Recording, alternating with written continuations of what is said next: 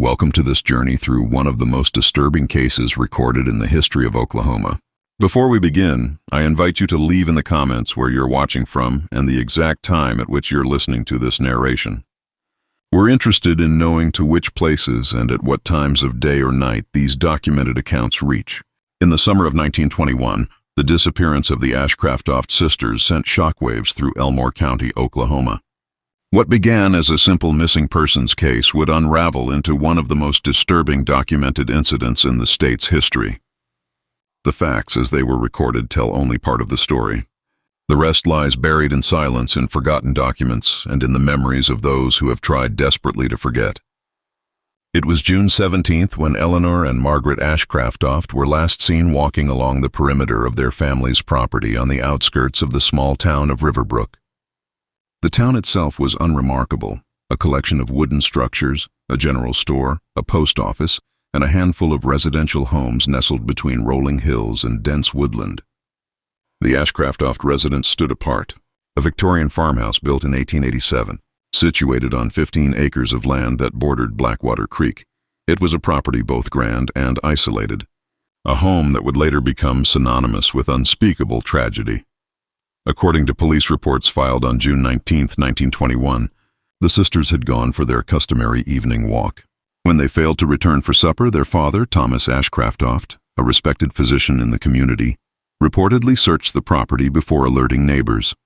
By nightfall, a search party had been organized, but it yielded no results.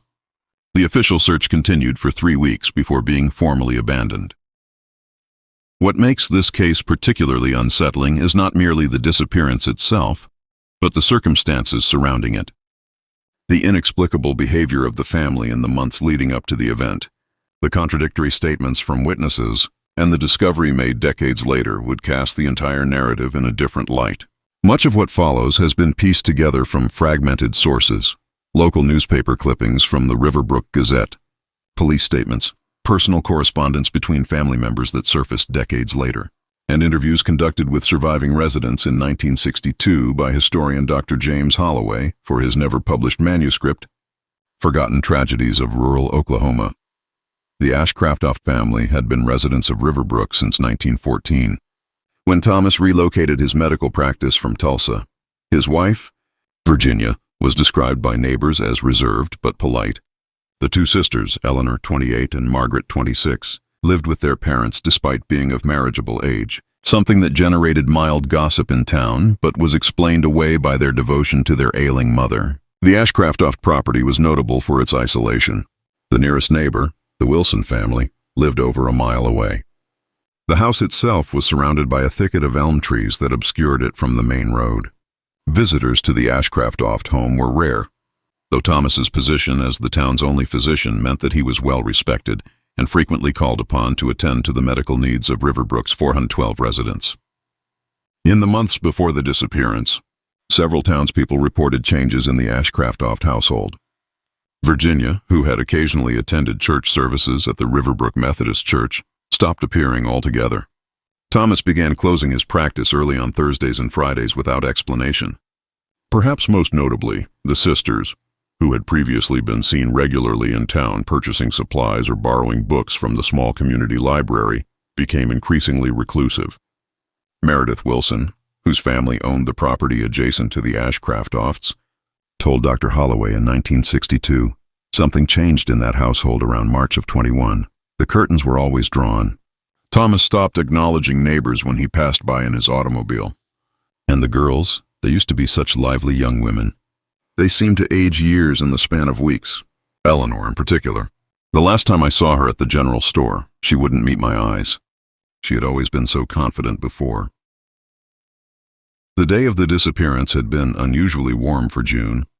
According to meteorological records, temperatures reached 92 F. Thomas Ashcraftoft's statement to Sheriff Miller indicated that he had been in town attending to a patient with pneumonia and returned home at approximately 6:30 p.m. to find his wife asleep in her bedroom and no sign of the sisters. In his initial statement, Thomas claimed that the sisters often walked along Blackwater Creek in the evenings, and he assumed they had simply lost track of time. It wasn't until darkness fell that he became concerned. By 9:45 p.m., he had walked to the Wilson residence to inquire if they had seen his daughters. The search that ensued was initially focused on the creek area, with locals speculating that perhaps one sister had fallen into the water and the other had attempted a rescue. However, the creek was shallow in June, rarely exceeding 3 feet in depth, making drowning an unlikely cause of disappearance for 2 adult women. No signs of struggle were found along the banks, no personal items were recovered, and tracking dogs brought in from the county seat lost the scent approximately half a mile from the house, at a point where the sisters' path intersected with an old logging road. Virginia Ashcraftoft, bedridden with what Thomas described as nervous exhaustion, was never formally interviewed by authorities. Her absence from the investigation raised few eyebrows at the time. Women of her standing were often shielded from distressing matters, yet her silence would later become a point of contention among those who revisited the case. By early July, the disappearance of the Ashcraftoft sisters had been relegated to occasional mentions in the Riverbrook Gazette. The prevailing theory became that the sisters had voluntarily left town, perhaps to seek opportunities in one of Oklahoma's growing cities, or even to travel west to California. This theory was bolstered by Thomas himself, who in late July told Sheriff Miller that he had discovered some of his daughter's clothing and personal items missing, suggesting they had packed before leaving. This explanation satisfied most of Riverbrook's residents. The post-war period had seen many young people leave rural communities for urban opportunities. Yet there were inconsistencies that troubled a few observers. Neither sister had accessed their modest savings accounts at Riverbrook's small bank. No train station within 50 miles reported selling tickets to women matching their description. And most perplexingly, neither had collected the mail-order packages that arrived for them at the post office on June 21st. Packages Eleanor had specifically mentioned looking forward to receiving.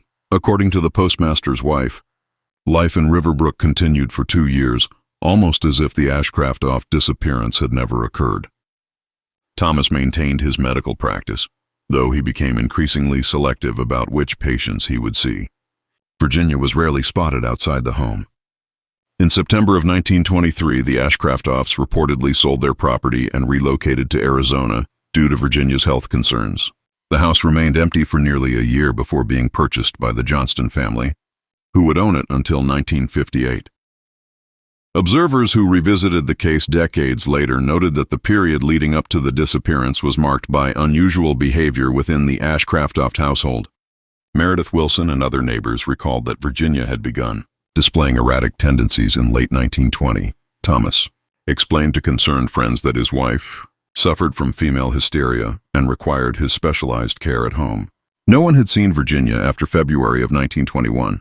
Though Thomas assured the community that she was recovering slowly under his constant attention.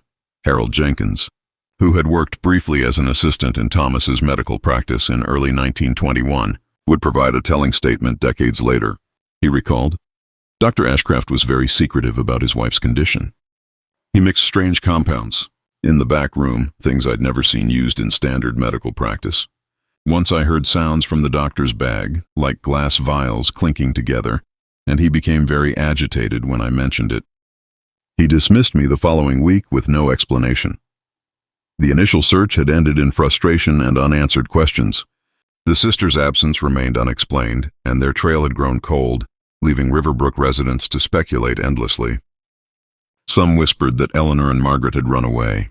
Others, more sensitive to the growing unease, suspected something far more sinister had occurred within the walls of the isolated Victorian farmhouse. At this stage, no one could imagine the horrors that would later be revealed, nor the decades-long silence that would conceal the truth.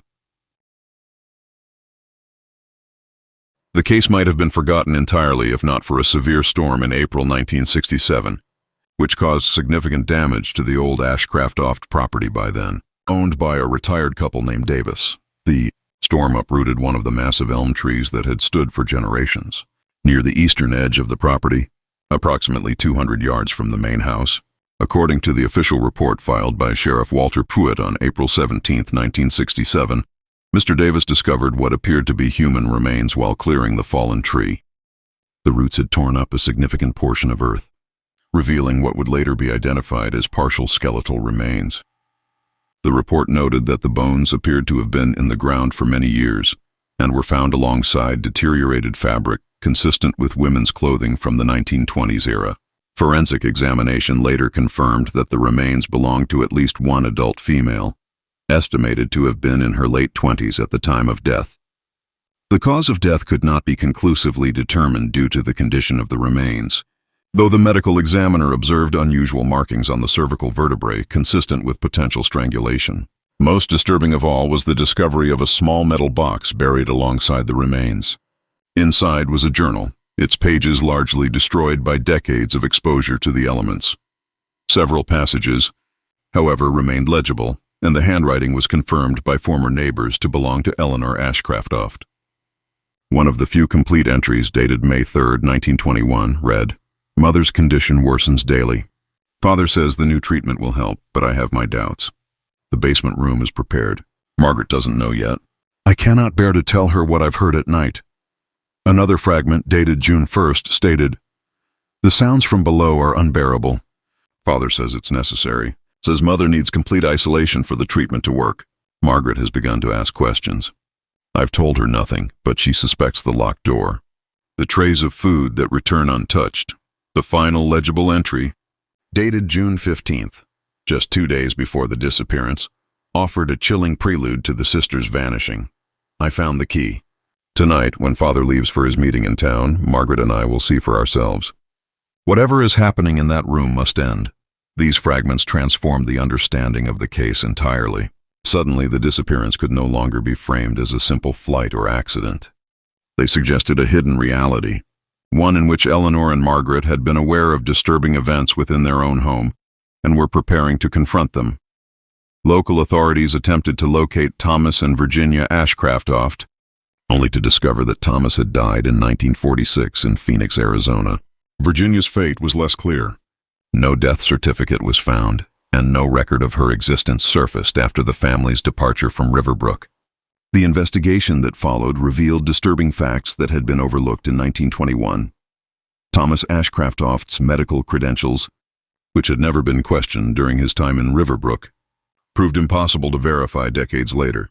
The basement of the Ashcraftoft home, examined in 1967, contained a small room with unusual modifications. A heavy door with external bolt locks and walls lined with some form of padding, now largely rotted, suggested containment rather than treatment.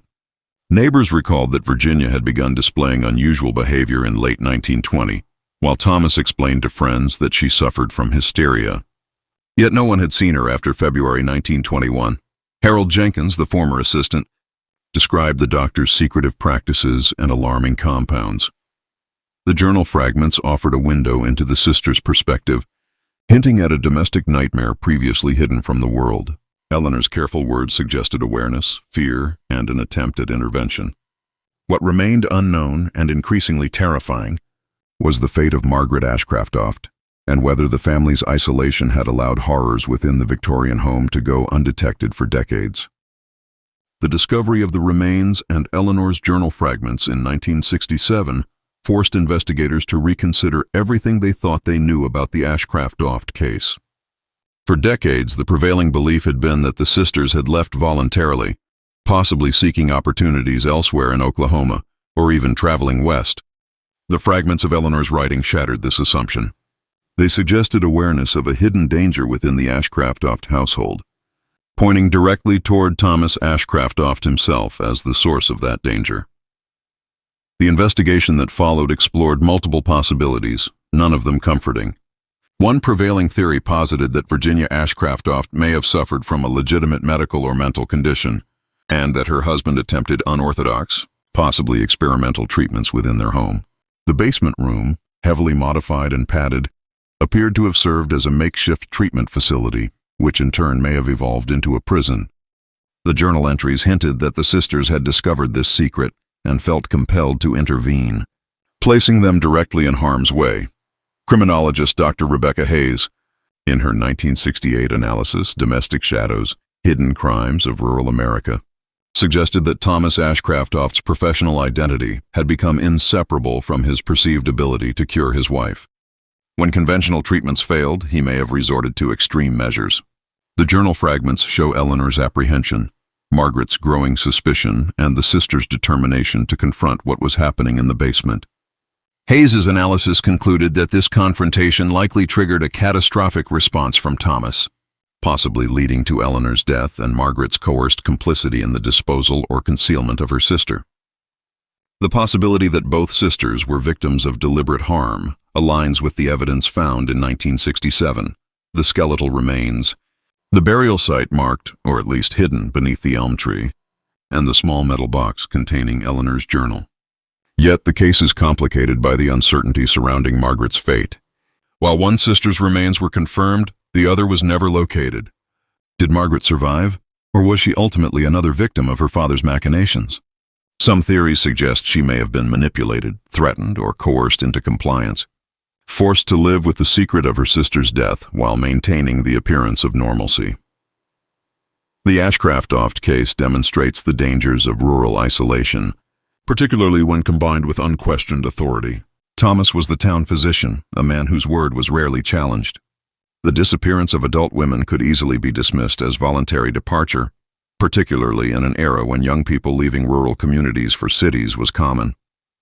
The isolation of the Ashcraftoft property, surrounded by dense woods, distant from neighbors, and obscured by thick elm trees, provided the perfect environment for a crime to occur undetected.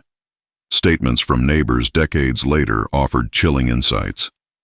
Meredith Wilson recalled the household's sudden withdrawal from the community. Harold Jenkins spoke of strange compounds and unusual practices in Thomas's medical work. The combination of secrecy, isolation, and a respected position of authority created the conditions for tragedy. It also left the community blind to the possibility that one of its most trusted members could be capable of orchestrating a domestic horror. As investigators pieced together the evidence, a psychological profile emerged. A man consumed by professional pride, desperation, and control. A man willing to hide the consequences of failure behind walls both literal and metaphorical. Yet many questions remained unanswered. Was Eleanor's journal complete? Was Margaret ever free to act? And what role, if any, did Virginia Ashcraftoft play in the unfolding events? These questions would haunt Riverbrook and its descendants of history for decades to come. The Ashcraftoft home, a Victorian farmhouse built in 1887, had always been a commanding presence on the outskirts of Riverbrook. Its 15 acres of surrounding land were largely untouched, bordered by the dense woodland and the winding Blackwater Creek. By the time of the 1967 investigation, the house had long been abandoned and changed hands several times, yet the memories of its sinister reputation lingered in the town. Those who entered the property decades later spoke of an oppressive atmosphere, a subtle but persistent sense of wrongness that seemed to cling to the floors and walls. The basement, in particular, became the focus of investigators. Originally intended for storage and household utilities, the space had been drastically altered under Thomas Ashcraftoft's direction. Heavy external bolt locks secured a small room within the basement, walls lined with a now decayed form of padding, and peculiar modifications suggested containment rather than treatment. The room's dimensions, roughly 10 by 12 feet, were sufficient to confine an adult woman, and the careful design implied deliberate intent. In combination with the dense isolation of the property, the basement provided a space in which Thomas could operate without interference, shielded from neighbors and town scrutiny. Neighbors who had lived nearby recalled unusual behavior within the household. Meredith Wilson, whose family owned the neighboring property, recounted that Virginia Ashcraftoft had withdrawn almost entirely from public life, rarely leaving the home and ceasing attendance at church services. Thomas, meanwhile, increasingly avoided interactions with neighbors, closing his practice early on certain days and maintaining a secrecy that went largely unquestioned. These behaviors, while subtle, now appeared to be warning signs in retrospect, clues to a domestic environment that concealed more than it revealed. When forensic teams arrived in 1967, they noted that the skeletal remains uncovered beneath the elm tree had been placed in a carefully chosen location. Approximately 200 yards from the house, the burial site lay hidden from view, yet within the property boundaries, suggesting premeditation rather than panic. The presence of deteriorated clothing indicated the remains had been interred shortly after the disappearance. consistent with the time frame of June 1921. The small metal box containing Eleanor's journal fragments buried alongside the body suggested an intention to preserve some record of the events, even if the intended audience would never exist. Statements from Harold Jenkins, the former assistant, corroborated suspicions about the unusual nature of Thomas's medical practices. Jenkins described hearing glass vials clinking together, strange compounds being prepared, and a growing agitation whenever his inquiries crossed into restricted areas. His recollections painted a picture of a man who combined secrecy, professional authority, and personal obsession into a volatile mix. Combined with the isolation of the property, these behaviors created a setting in which harm could occur unchecked. The physical evidence in the house, the skeletal remains and the journal fragments together suggested a narrative far darker than the original reports had allowed. It was no longer plausible to consider the sisters' disappearance as voluntary. Instead, the convergence of isolation, secrecy, and authority hinted at domestic captivity, coercion, and likely violence. The modifications to the basement, carefully executed and hidden for decades, reflected forethought and control, a chilling testament to the calculated nature of the possible crimes. The Ashcraftoft house, though demolished in 1972, remains a symbol of hidden horrors. Its structure, land, and the modifications within the basement were physical manifestations of the darkness that had taken root behind respectable facades. Even in its absence, the property's legacy, unsettling stories of oppression, isolation, and unexplained phenomena, continues to linger among the residents of Riverbrook and the wider historical record of Oklahoma's rural tragedies. The forensic investigation conducted after the 1967 discovery marked the first attempt in decades to uncover the truth behind the Ashcraftoft sisters' disappearance. When the skeletal remains were unearthed beneath the fallen elm tree, they presented challenges typical of long-buried human remains. Decades of exposure to soil, moisture, and root intrusion had left the bones fragmented and fragile, making precise analysis difficult. Nevertheless, forensic experts were able to confirm that the remains belonged to at least one adult female, estimated to have been in her late 20s at the time of death, matching Eleanor or Margaret Ashcraftoft. The condition of the remains prevented a definitive determination of cause of death, yet certain features suggested foul play. Unusual markings on the cervical vertebrae were consistent with possible strangulation, though decomposition made it impossible to reach a conclusive finding. Despite this uncertainty, the discovery shattered any lingering belief that the sisters had simply vanished of their own accord. Alongside the remains, fragments of fabric consistent with 1920s women's clothing provided further temporal context, confirming that the burial likely occurred shortly after their disappearance in June 1921. The small metal box buried with the remains proved equally significant. Containing fragments of a journal attributed to Eleanor Ashcraftoft, it offered an intimate glimpse into the final days before the sisters vanished. The journal detailed fear, suspicion, and a growing awareness of something sinister within the Ashcraftoft household. Entries such as, "Mother's condition worsens daily. Father says the new treatment will help, but I have my doubts, and I found the key. Tonight, when Father leaves for his meeting in town, Margaret and I will see for ourselves. Whatever is happening in that room must end," underscored the sisters' awareness of a hidden danger and their intention to intervene.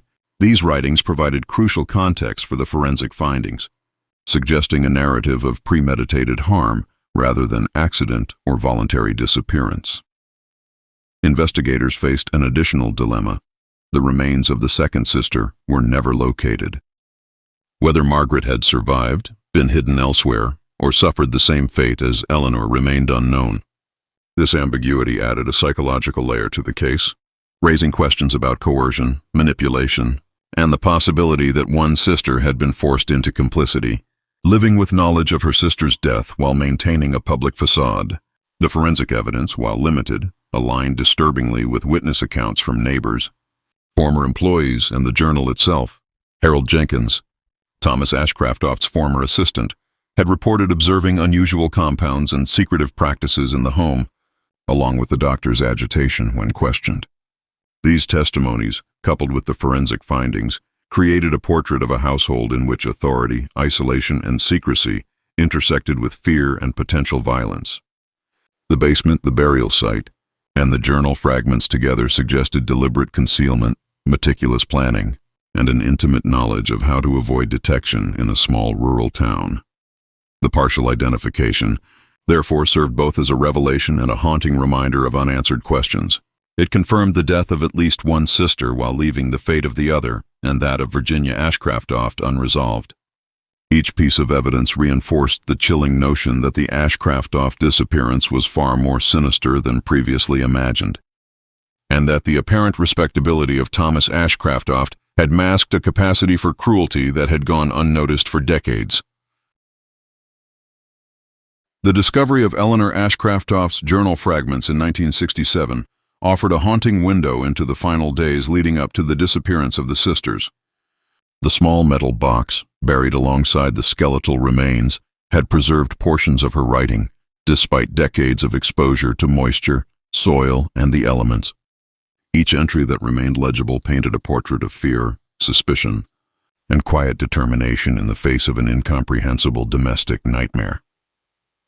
One of the few complete entries, dated May 3, 1921, read, "Mother's condition worsens daily. Father says the new treatment will help, but I have my doubts. The basement room is prepared. Margaret doesn't know yet. I cannot bear to tell her what I've heard at night." Even in this early entry, Eleanor's anxiety is palpable. She references her mother's condition and hints at the basement room, suggesting that something unusual, and potentially harmful, was occurring within the household. Margaret at this point remained unaware, emphasizing Eleanor's protective instincts and her desire to shield her sister from the growing unease. A fragment dated June the 1st added further tension. "The sounds from below are unbearable. Father says it's necessary. Says mother needs complete isolation for the treatment to work." Margaret has begun to ask questions. I've told her nothing, but she suspects the locked door. The trays of food that return untouched. Here, Eleanor documents the eerie daily routines and the auditory evidence of distress emanating from the basement. The repeated references to isolation, locked doors, and untouched food highlight the disturbing conditions within the Ashcraftoft home and suggest that Eleanor and Margaret were on the verge of uncovering a hidden reality that Thomas sought to conceal. The final legible entry, dated June 15th, just 2 days before the sisters vanished, conveys both urgency and resolve. I found the key. Tonight, when Father leaves for his meeting in town, Margaret and I will see for ourselves. Whatever is happening in that room must end. This passage is striking for its clarity and courage. Eleanor had discovered a means to confront the situation directly, demonstrating a combination of fear, resolve, and defiance. Yet the entry also foreshadows the danger the sisters faced. The urgency and secrecy suggest that any action they took would be fraught with risk, particularly against a father whose authority went largely unchallenged.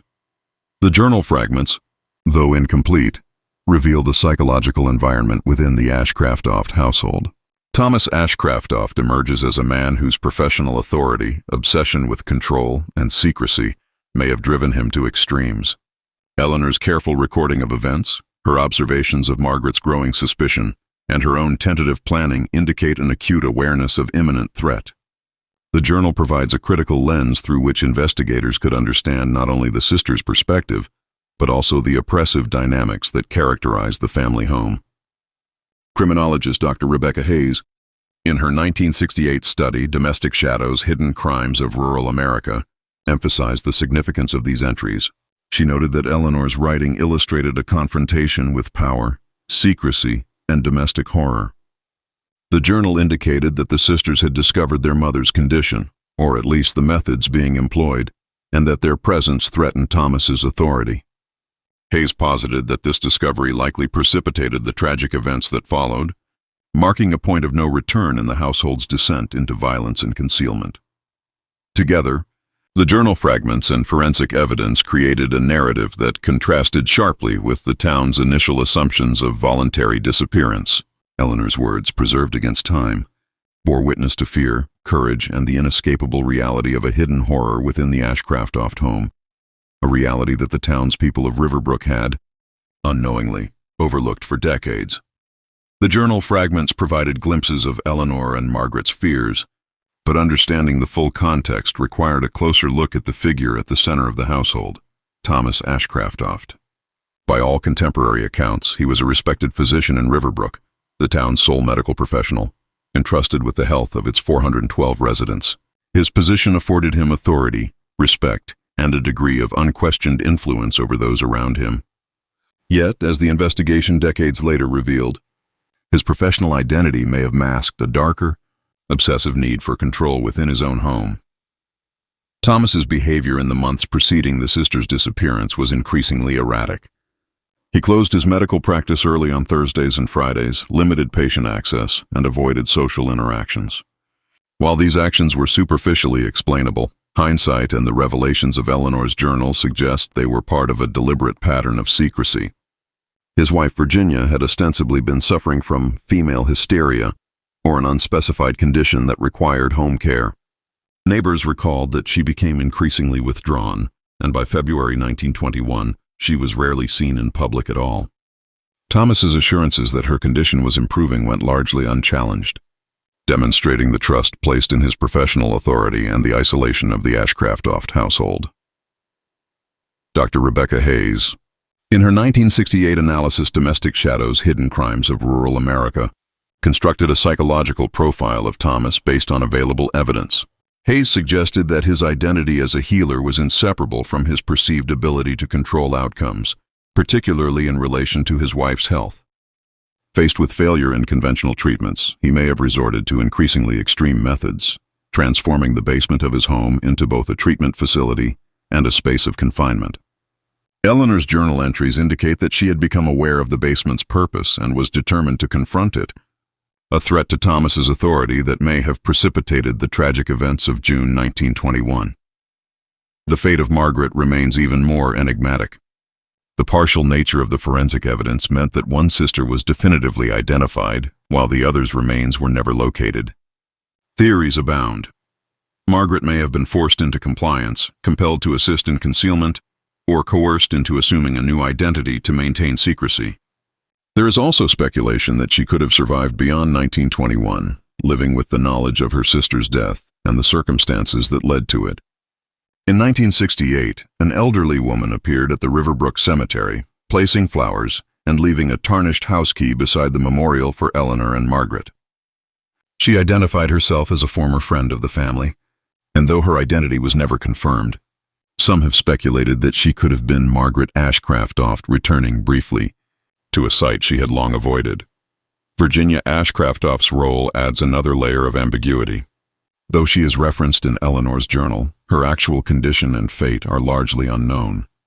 She may have been alive in June 1921, suffering from a genuine illness or psychological condition, or she may have been deceased prior to the sisters' disappearance, her death concealed by Thomas. The lack of records, combined with Thomas's death in 1946 and Virginia's mysterious absence thereafter, has left historians with an incomplete picture. Taken together, the evidence paints a portrait of Thomas Ashcraftoft as a man whose professional authority, obsession with control, and secrecy intersected dangerously with the lives of those closest to him. Isolation, a respected position, and the unchallenged trust of a small community provided the perfect conditions for tragedy. The Ashcraftoft case exemplifies how appearances can conceal horror, and how authority can be misused when combined with secrecy, obsession, and isolation. Despite the passage of nearly 5 decades, the events of June 17, 1921, remain shrouded in mystery. The journal fragments recovered from the burial site offer tantalizing glimpses, but the full sequence of the sisters' final moments can only be inferred. Eleanor's final entry, written just 2 days prior to the disappearance, demonstrates her growing resolve to confront the basement room where she believed her mother was confined. Her determination, however, may have collided fatally with the controlling authority of her father. The exact circumstances of what occurred in the Ashcraftoft home remain unknown. Investigators theorized that Eleanor and Margaret's attempt to confront the hidden basement room provoked Thomas into a defensive, potentially violent reaction. The forensic evidence, markings on cervical vertebrae consistent with strangulation, suggests that at least one sister was killed deliberately.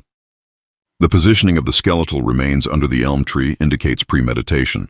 The burial site was carefully chosen, distant enough to remain hidden from casual observation, yet still within the boundaries of the property. allowing Thomas to maintain control over the site and minimize the risk of discovery. The small metal box containing Eleanor's journal, buried alongside the remains, adds another layer of complexity. Its presence suggests that someone, likely Eleanor herself, anticipated that records of the events might survive even if the perpetrators went unchallenged. It is unclear whether Thomas was aware of the journal or whether its burial was an intentional act of preservation, meant to reveal the truth at some future point. The surviving fragments hint at the horror of the basement and the sisters' awareness of it, but they stop short of describing the act itself, leaving the final moments of Eleanor and possibly Margaret obscured by time. Neighbor statements collected decades later shed additional light on the atmosphere in the household prior to the disappearance. Meredith Wilson recalled that the family became increasingly reclusive in the spring of 1921. Curtains drawn, public appearances curtailed, and a tense, heavy silence surrounding the property. Harold Jenkins, the former assistant, described secretive medical practices, unusual compounds, and Thomas's agitation when questioned. These accounts suggest a household dominated by fear, secrecy, and strict control, conditions that may have facilitated the sisters' deaths without detection. The aftermath in Riverbrook was subtle yet telling. The community initially accepted Thomas Ashcraftoft's explanation that his daughters had voluntarily left town, reinforced by the discovery of missing personal items and clothing. No formal investigation into the basement or the family's private affairs occurred in 1921, allowing the house and its secrets to remain intact for decades. The isolation of the property, combined with Thomas's respected status as the town physician, prevented scrutiny and created the perfect environment for concealment. By the time the Davis family discovered the remains in 1967, nearly half a century had passed. The discovery reopened the case and prompted speculation regarding the sisters' final moments. Did Margaret witness her sister's death? Was she coerced into assisting in concealment? Or did she perish alongside Eleanor in the basement? The forensic evidence provided only partial answers, confirming the death of at least one sister while leaving the fate of the other, and the precise sequence of events, forever uncertain.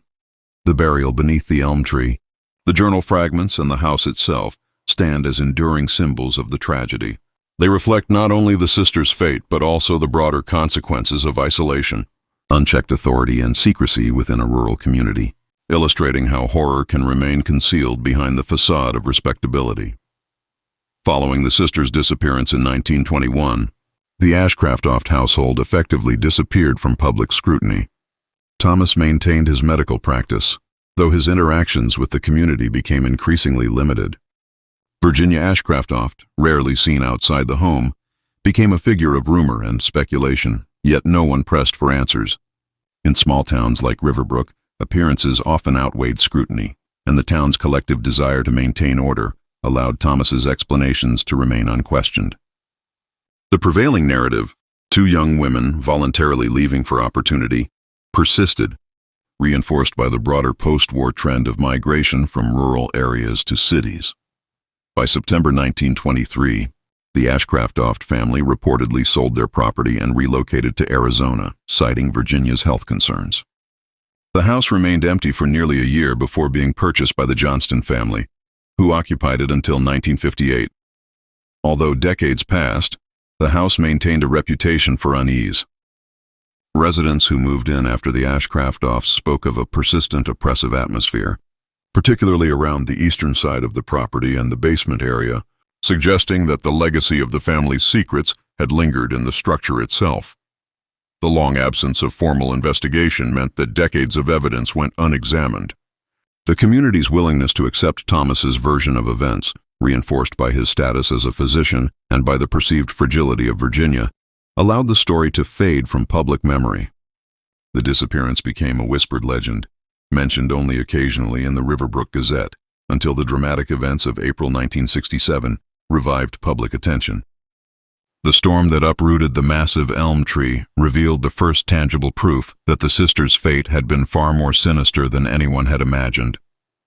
Once the remains were discovered, investigators returned to the property to examine the house.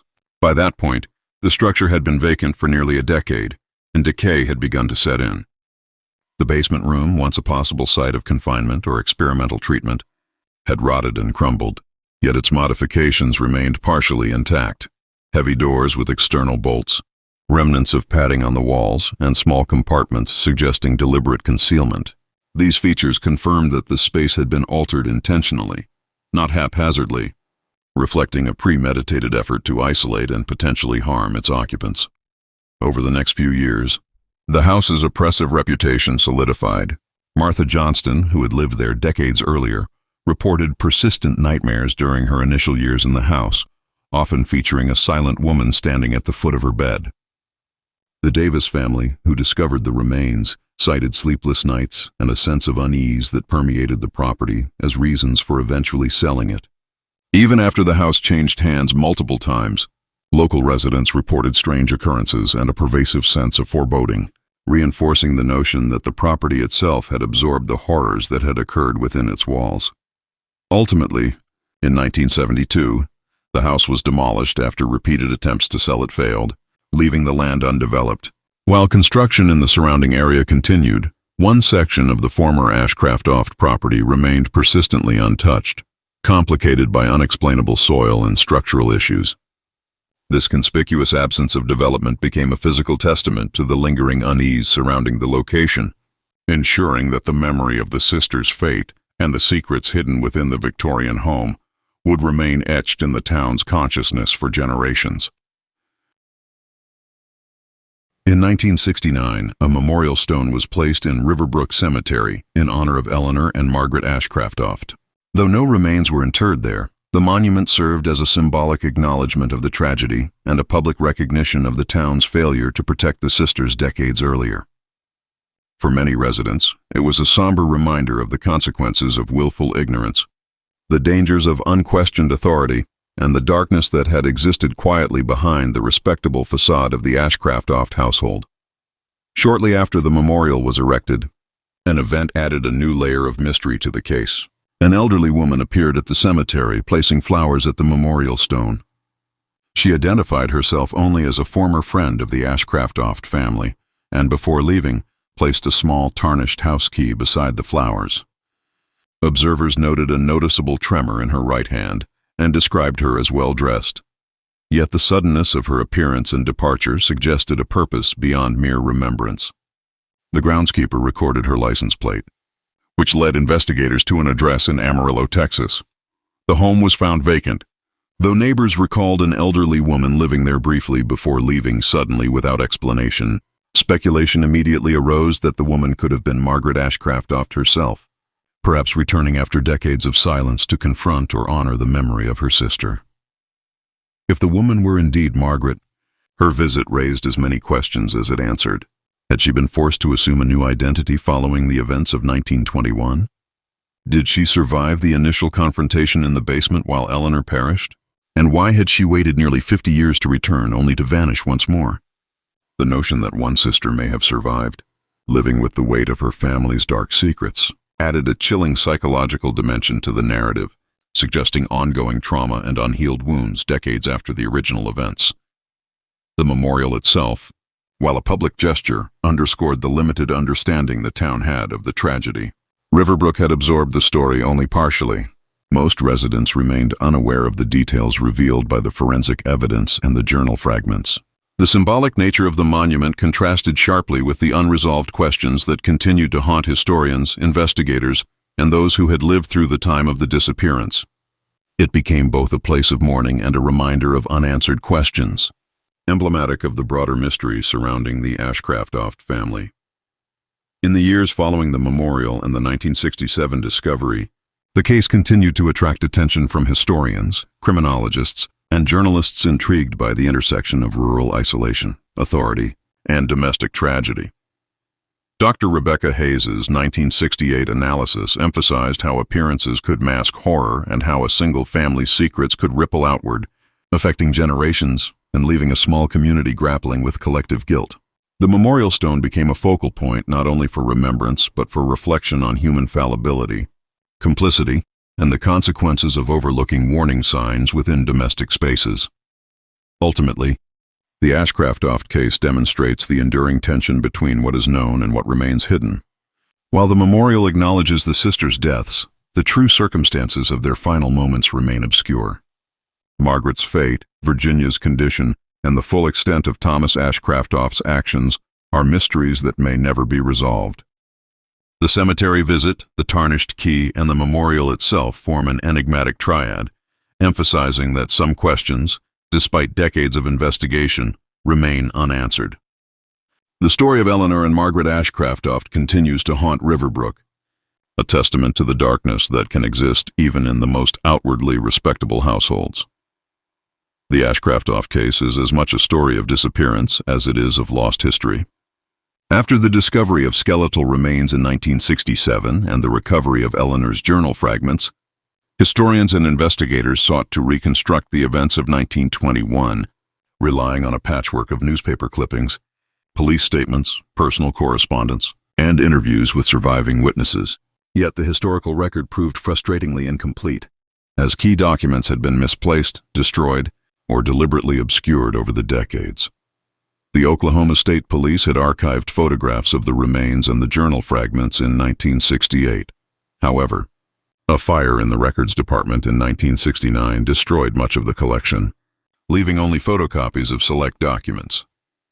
Dr. James Holloway's extensive manuscript, Forgotten Tragedies of Rural Oklahoma, containing witness statements, family correspondence, and detailed accounts of the Ashcraftoft household, was never published due to his sudden death in 1964. Though his research notes were donated to the University of Oklahoma's Historical Archives, they reportedly went missing during a department relocation in 1965, further complicating the investigation.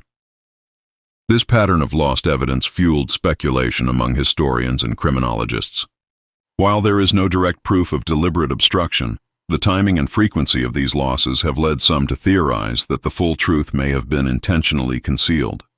Certain gaps, such as the absence of official statements from Virginia Ashcraftoft, the lack of records regarding the sisters' financial transactions, and the missing documentation of Thomas Ashcraftoft's medical credentials, invite suspicion.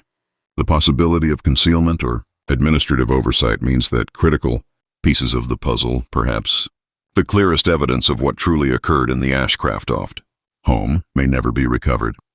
The loss of records also underscores the fragility of memory and documentation in small rural communities.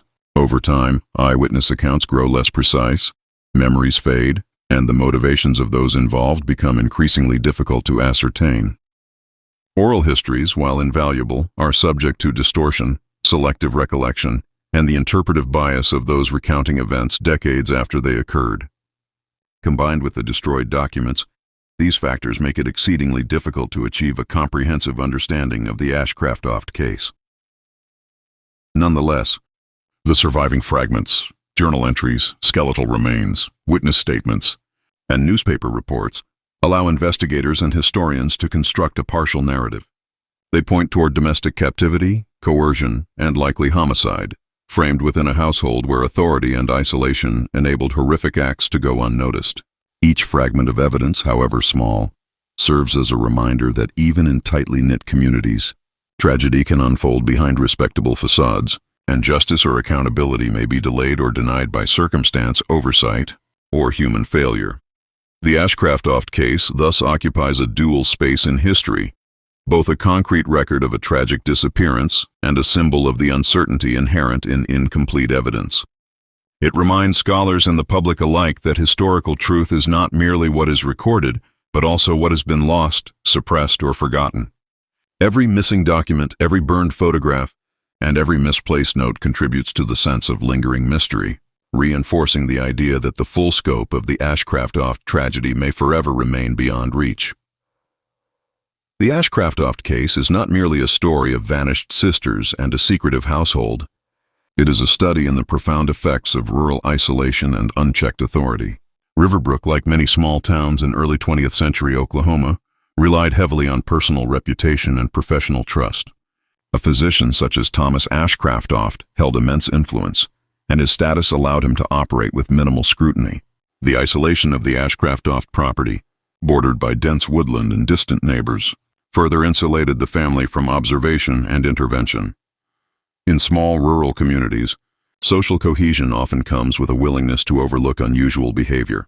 particularly when it originates from a respected authority figure. Residents describe Thomas as polite, professional, and devoted to his practice. Yet beneath this facade, his obsessive need to control his household and protect his reputation may have created conditions conducive to violence and concealment.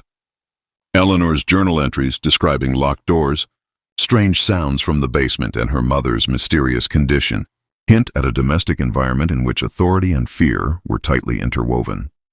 The psychological impact of such isolation extended beyond the household. For neighbors like Meredith Wilson, the changes in the Ashcraftoft family were evident yet enigmatic. Curtains drawn, sudden reclusiveness, and abrupt behavioral shifts raised concern, but few intervened.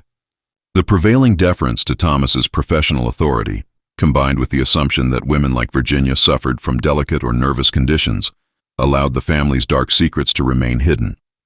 This dynamic illustrates the broader societal tendency to accept surface appearances rather than confront unsettling possibilities, a pattern that, in this case, may have enabled tragedy. The enduring legacy of the Ashcraftoft case lies not only in the sisters' disappearance, but in the psychological ramifications for the community. The uncovering of skeletal remains in 1967 reignited public attention, forcing Riverbrook residents to confront a past they had largely ignored or forgotten. The memorial in 1969 and subsequent interest from historians and criminologists served as acknowledgement, yet they could not erase the collective failure of the town to question or investigate the household at the time. This tension between memory, oversight, and the revelation of hidden truths underscores the lasting psychological imprint of the case. Furthermore, the Ashcraftoft story has become emblematic of the vulnerabilities inherent in isolated households, where authority figures can manipulate, coerce, or harm without immediate consequence. Dr. Rebecca Hayes, in her seminal work Domestic Shadows: Hidden Crimes of Rural America, highlighted the case as a cautionary tale. Domestic spaces, especially those governed by respected figures, can conceal horror, and the absence of oversight can have devastating consequences. The narrative illustrates how isolation, authority, and secrecy can combine to create an environment where crime and suffering persist unnoticed. In the broader historical context, the Ashcraftoft case demonstrates the intersection of social trust, rural isolation, and psychological control. It reminds modern audiences that even communities with strong social bonds are not immune to tragedy when authority is unchecked and fear is allowed to dictate behavior. Eleanor and Margaret Ashcraftoft's story endures as a psychological and historical warning, reflecting the dangers of appearances, the power of control, and the human capacity for denial. The 1967 storm that toppled the massive elm tree on the Ashcraftoft property was the catalyst for the final chapter of tangible discovery in the sisters' case. Mr. Davis, a retired couple who had purchased the property after the Johnston family, had already planned to sell the land due to an oppressive atmosphere that affected both sleep and general well-being. The storm, which uprooted the 40-year-old elm near the eastern edge of the property, exposed a partially disturbed patch of soil. Underneath lay the skeletal remains later confirmed to be at least one adult female, along with deteriorated fragments of 1920s clothing and the small metal box containing Eleanor Ashcraftoft's journal fragments. The Davis family described the experience as profoundly unsettling. They reported an immediate feeling of dread and heaviness in the atmosphere upon discovering the remains, which lingered for months thereafter. Nights were restless, with both Mr. and Mrs. Davis recalling cold drafts and strange, almost imperceptible sounds in the vicinity of the fallen tree. Though no concrete evidence linked these occurrences to supernatural forces, the couple's accounts reinforced the house's reputation as a site of persistent unease. Their experience underscores the psychological impact of uncovering long-hidden evidence of human tragedy, particularly in spaces that were already considered oppressive or haunted by prior residents. Investigators arrived promptly after the discovery, reopening the dormant Ashcraftoft case.